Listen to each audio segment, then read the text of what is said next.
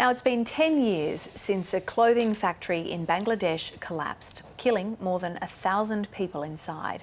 The Rana Plaza disaster highlighted the dismal conditions that garment workers had to contend with. Now, it marked an awakening for the fashion industry and its consumers, and it sparked a movement for ethical fashion to ensure better conditions and wages for workers in underdeveloped nations. Well, joining us now to unpick the story is Julie Bolton. Julie, thanks very much for taking the time to speak with us today. Hi, thanks for having me. So, Julie, you know, this disaster was meant to shake up the fashion industry. In your assessment, has much changed since then? I think actually a lot has changed. I think the issue is the scale of change is perhaps not as fast as what we would like. But 10 years ago, I don't think many people in Australia in particular were aware of exactly where their clothes were coming from. And I think that's been the big shift, this growing awareness that where are our clothes made? Who are the people making them? What's the story behind our clothes? And I think that's been really important to start having this conversation. Okay, so the conversations have been sparked, and you're right. You know, there's suddenly this awareness about where do our clothes come from, who makes them, and what are the sort of conditions that they're made as well. And it does seem to see that fashion is sort of driven by the consumers, the demand of the consumers. So are consumers, if they have those conversations, are they doing much? Is there much influence on the designers, on the big fashion houses?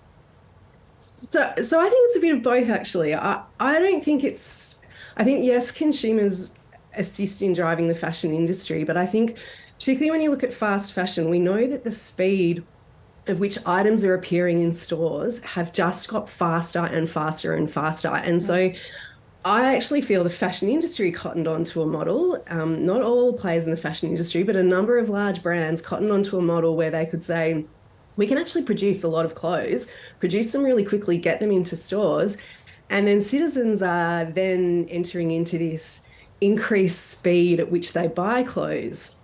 So it's a bit of both. I think consumers have a role to play, and definitely citizens have a role to play, but also businesses making the clothes have a role to play, and then governments also have a role to play. So between everyone, it's a really convoluted system that we're trying to unpack.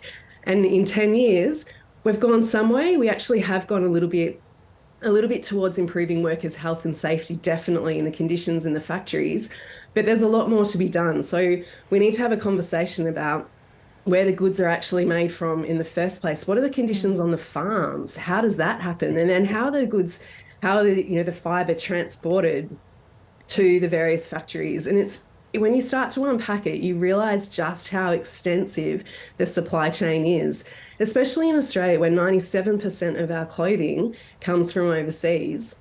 We need to think, well, where has it been beforehand? And you start to understand there's so many different countries and so many different factories and so many different places involved. So it's a big job for everybody to start thinking about transparency and traceability, which for me is really, really critical here. Yeah, so you just outlined the complexities of the supply chain, of the various stages that go from sourcing right up to where you actually buy the clothes, and the decision that you make and the sort of how often you buy those clothes and what you actually buy. But let's break down those chains. Because there's so many players in this game, is it possible to have truly ethical fashion? Good question. It is possible. It's just, again, going to take some time for the really big brands to start to unpack and understand and interrogate their supply chain from the very beginning. It's absolutely possible. It just will take time for some of these really big brands who sit there and say, well, we outsourced it all a couple of years ago, and now we rely on other factories or other people to tell us what the conditions are like and how things are working out. So actually, we have to take responsibility as the retailer to unpack all of that and understand it. There are some really great brands around, and there's some awesome initiatives that are happening. So I know a brand in New Zealand where you can actually track your jumper to the sheep that produce the wool. And for me, that's amazing. Like, imagine being able to go, well, I know that Barry the sheep on this farm in New Zealand was raised in this particular way, and this is how the wool was grown, and this is what happened with the wool to turn it into the woolen jumper. And you can trace it the whole way. So it's absolutely possible. And we need to encourage more brands to do that. And that's where, again, going back to your earlier question, the role of the consumer and the citizen is to be really, really aware and to ask those questions and to say, well, hang on, where has it come from? How do I know what the conditions were like? How do I know that the workers were paid a living wage? And to actually really start to demand that that happens. And then also government to say, well, we're going to regulate this and we want to make sure that the goods coming into Australia, that the clothing coming in is produced in a sustainable and ethical way. You know, Julie, we do a lot of our shopping now online, and it's very easy for us to just kind of scroll through the various clothes that are there and say, oh, this is nice, this is that, this is whatever, and then put it all into the shopping cart, and at the end of it, check out and, you know, give your credit card details or whatever. And you do that sometimes under the banner of, you know, whatever the online shopping or retail website claims that this is ethical fashion. It's ecologically safe. It is biodegradable. It is, you know, all that. But have all those labels, whether it be, you know, sustainable, ecological, or ethically made, is that now just a marketing brand? Is that just a part of marketing ploy? Yeah, so again, there's no standard definition as to what is ethical, what is sustainable, what is regenerative. All of these terms can be put out there. And unless it's actually regulated and saying, well, you have to meet these standards, this is what the term actually means, then yeah, you can put a label on it and say, I mean, the best label I've seen is ecologically grown cotton.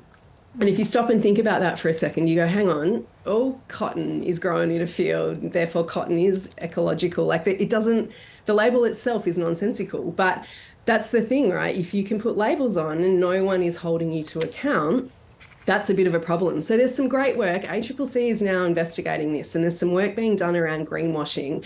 And a lot of people are waking up to this and saying, hang on, we actually have to investigate what that label means. Does it make sense? Is it something that I'm prepared to buy into and I believe it?